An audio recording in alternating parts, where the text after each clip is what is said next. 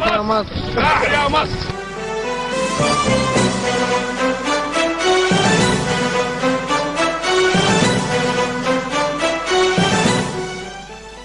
هوريكم المشهد الاخير ده لانه ده في شهر رمضان والناس بيفطروا فين؟ في الموقع، مش قاعدين في الفندق العائم، لا قاعد في الموقع، ما فيش وقت، بفطر ادي واجبي، صبت صايم اهي ناس قاعده. الحاج بكر الجيش اتفضل اشرح لي لو سمحت. ده الحاج بكر الجيش وعلي ابنه، ودول احد مقاولي الحفر والتدبيس في نفس الوقت. نعم. يمكن انا رحت معاهم، عديت المعديه في لحظه الفطار عشان اوثقها برضو. يعني ده بلح، وطبعا هم قاعد، شوف الحاج علي قاعد اللي هو الكبير ده بياكل مع العمال بتوعه اهو. طبعا. يعني حاجه جميله جدا، كلهم بياكلوا في اجواء. طبعا انا عمال اصور. يعني قالوا اتفضل يا استاذ هاني، طبعا انا بصور مش فاضي، انا اهم حاجه عندي اوثق هذا الحدث يعني. بعد ما خلصوا الفطار وكده بروح وشربوا الشاي، هتفوا تحيا مصر. هي الروح دي. وعلى فكره بالمناسبه هم شغالين حتى اللحظه في انهاء الاعمال النهائيه. بص حضرتك المشهد ده، هي دي الروح. يوسف عايز مشهد التمثال في الاول عشان هاني يشرح لنا اختيار هذا التمثال ويعبر عن ايه التمثال اللي هيكون موجود هناك شاهدا على قناه السويس. بيعبر عن ايه فكره التمثال.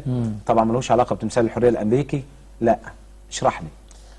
التمثال ده باختصار في الحقيقه طبعا يعني هو لفلاحه مصريه بملامح فرعونيه. نعم. على يمينها جالس ابو الهول، وعلى يسارها تمثال اخر لابو الهول بيحرسها. ده في تعبير عن مصر ان هي محروسه بابنائها في الحقيقه. وزي عايز التمثال تاني.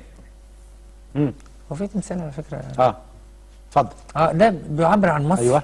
بيحرسها ابنائها. بيحرسها يعني رمز الشموخ والكبرياء في الحقيقه.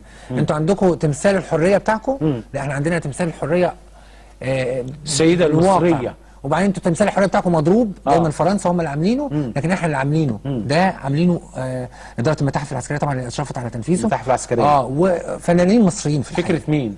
لا في الحقيقه ما عنديش انا تفاصيل كامله، لان هو البيان اللي لسه طالع من امبارح اعتقد اللي هو كامل هيعلن تفاصيل التماثيل، لان ده احد التماثيل.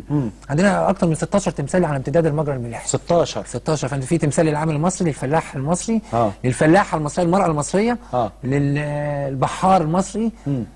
لا في تماثيل ممتده في الحقيقه. دي بتعبر وتجسد عن تاريخ على طول 72. على طول لا على طول 35 كيلو. 35 كيلو اللي هم المحفورين الحفر الرجاف يعني. طيب خلينا نروح ليوليو اللي هو